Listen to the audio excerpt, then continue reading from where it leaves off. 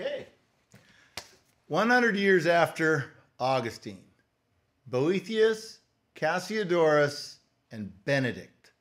Okay. It's a great novel, sort of a fun novel that wraps all three of these guys together. I don't know if I have a picture of it or not, I guess, but it's a great little novel called Citadel of God. But Boethius and Cassiodorus and Benedict, tremendously influential in this beginnings. Rome has fallen apart, and it's still falling apart when they're there. And Benedictine monasticism, the library textbook culture of Boethius and Cassiodorus, and it funnels Augustine and a lot of church tradition into this moment in time, and then it will flourish into Europe as it develops 100 years after them, into Gregory, and then on into Charlemagne and other things we'll talk about. So this is like a choke point. It's a choke point, you know.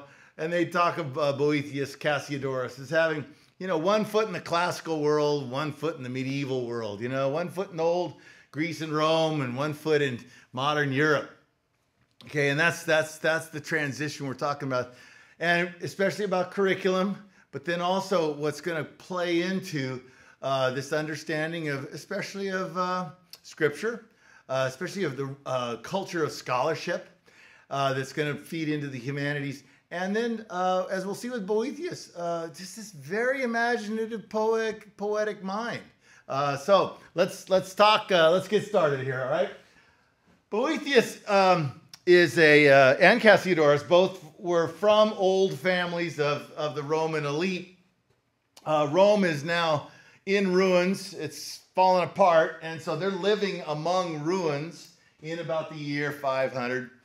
And Augustine's 400. These guys are 500 today, and then we'll talk about Gregory 600 next lecture. Okay, so this guy Boethius, he serves a Arian king, what we would call a heretic. Doesn't believe in the Trinity, and is but that remember I told you that when Augustine was dying, you know, these Vandals, these Goths, these folks are taken over, and so Italy is taken over, North Africa is taken over, the Roman Empire is pretty much lost, and this Theodoric is the king of Italy now, and he is a Gothic king. Gothic meaning he comes from these tribes to the north, these Germanic tribes, and yet he honors the Roman tradition. He's not killing it all off and stuff like that. So he hires Boethius and Cassiodorus to work with him and to help him rule things. And they can remain Orthodox Christians, but he is not. And it does look like Orthodox Christianity is on the ropes. The Pope in Rome is a non-entity. Doesn't matter. Bishop of Milan is gone from, you know, Ambrose is no longer around to be important. And so it's like, where, you know, what's going on? And Boethius stands in the middle of this, writing textbooks, along with Cassiodorus, 7 liberal arts textbooks, little collections of books, toward, you know, let's take the Greek learning, put it into Latin, and get it going for eventually what will become sort of the foundations of European education.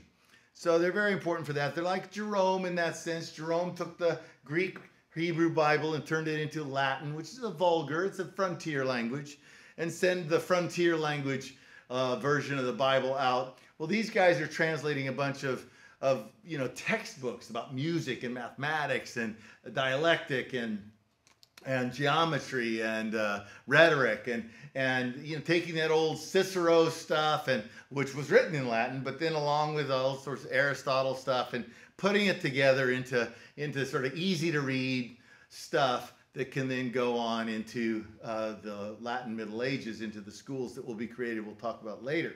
So these guys are really important, but very interesting people. Boethius is at one point arrested, and the king Theodoric, as best we can tell, it's Boethius's testimony, but you know, we believe him, that he's going paranoid and he's making up things.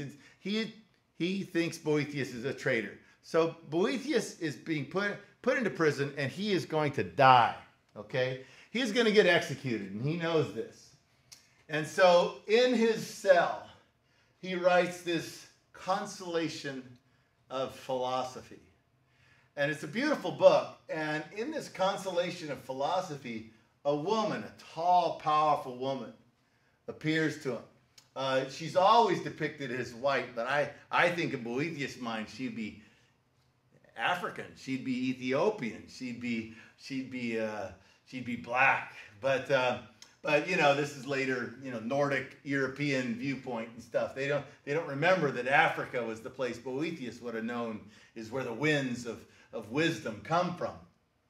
Okay, so Boethius has this tells of this woman who comes to him. Now, he presents this as a thing that happens, but we tend to read it. I don't have to read it this way, but we tend to read it as a fiction, you know, a dialogue.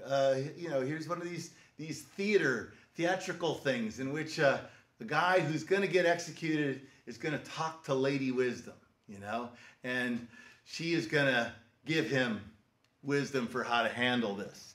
And the fun of the book is that, you know, we have journals. Boethius becomes, here's my consolation. This is my boat named Boethius, you know, and stuff where and this is Pavia out here.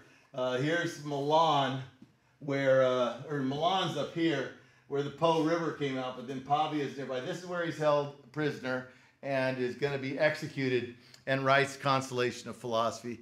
And this book becomes, a favorite for everybody and anybody who ever's in despair type of thing. And Queen Elizabeth, during a plague, actually translates it in England. And I think even, you know, there's also the list of people who've translated it is long, very long. It's a short book, and so it's actually, and it's not a hard book to read. And so it's a book that you know, school kids could practice their Latin by writing it out. And so Boethius becomes someone that everyone in the Middle Ages knows about, and they know about this dialogue between him and Lady Wisdom as he's about to be executed.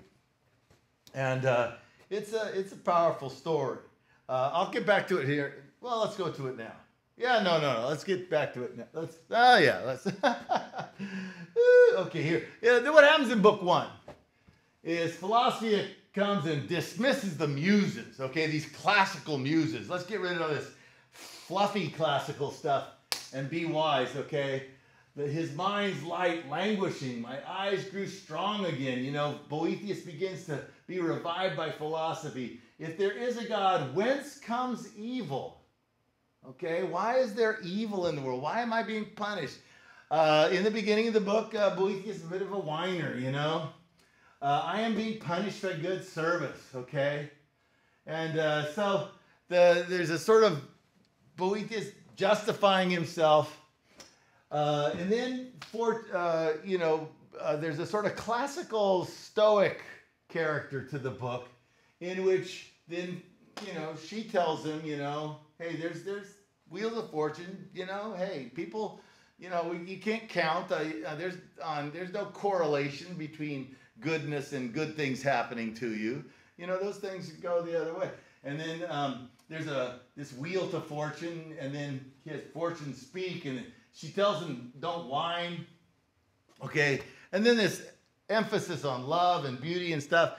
Book 3 is a really wonderful book, part of it. You know, it talks about equality of humanity, you know, seek true happiness. Perfect happiness is in God. And then what's through the whole book is God is sovereign, and God holds the tiller of the cosmos. It's sort of the whole picture of everything is a boat, and God is steering it, right? And so it's you know, book 4, God is good, you know.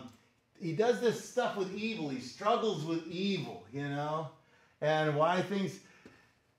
why good things happen to bad people, but at the same time, if there's no good, it's this classical idea. If there's you know, evil is an argument against God, but goodness is an argument like, where does goodness come if there isn't a God? So there must be a God, and so this struggling goes back and forth, and philosophy helps her. Philosophia helps him out at different times, and in these things, there's always these poems. There's a prose, and then there's a poem, and a prose and a poem, and they back each other up, and so it's very beautifully written. And then the last book about freedom and stuff like that, eternity, time, a lot of things from St. Augustine come into this last book, and you know. In closing, offer humble prayer to heaven. You know, your ultimate duty and loyalty is to God. And so in that sense, it ends in some ways like what you would think of Augustine ending when he's seeing the Vandals at the gates of Hippo Regius, you know, is everything futile? No, it's not futile, because there is a good God. There's a God of love at the tiller, and this love ultimately is what holds the universe together. That will be developed more. We'll talk about Julian and Norwich and others later on. Love holds it all together.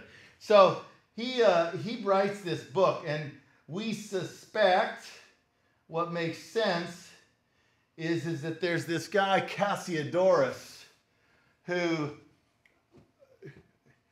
must have they must have known each other and worked together, although there's not really good evidence for it, but other than proximity and mindset. But Cassiodorus remained in the service of Theodoric as a scholar bureaucrat, and then he would have kept the copy that Boethius wrote. Boethius goes off to get executed, and then Consolation of Philosophy would have been put into this library that Cassiodorus eventually builds. He eventually dies after a retirement period, and so he goes off and becomes a writer of various things. He goes to live on the boot of Italy, this area here off the Gulf of Squillace, I guess as that's pronounced, and down here he creates what becomes a sort of model of a scribal monkish community in which the monks, you know, transcribe things. It's basically a publication network. So you keep publishing these books, and so that's where Boethius' book eventually spreads, and these textbooks and stuff spread out of, is down here on the boot of Italy. He calls it the vivarium, and he has aquariums and stuff like that in the old Roman way, and this is the best that we know what it looked like or something. But he's a very interesting guy, Cassiodorus, and so I'm going to give you a little bit to read from both of them. Cassiodorus has some beautiful work on how reading is prayer, scholarship is prayer, and so there's this tradition of the monk scholar that sort of rises out of Cassiodorus, but it's not really monks because they're not really in order. They're not really. It's something that he's created that's very unique, but it will flow into things later on. Now, Benedict. Okay, this is the monastery in Oceanside, which is right up the road from us. These are Benedictine monks. And Benedictine, both Catholic and Episcopalian, maybe some other things too. The Benedictine tradition is a monastic tradition which is born at the same time as we talking about Cassiodorus and Boethius, because Benedict, a little younger, but is in that same southern Italian frame of chronological reference and dealing with this falling apart of everything. And Benedict, of course, a saint. Cassiodorus and Boethius are not saints. This is a person who there's miracles associated with him and stuff like that. And he goes to live on Monte Cassino, which is outside of Rome, not a high mountain, but it's out there. And this Monte Cassino will become the mother house of Benedictine Christianity, Benedictine monasticism. Benedict writes a rule.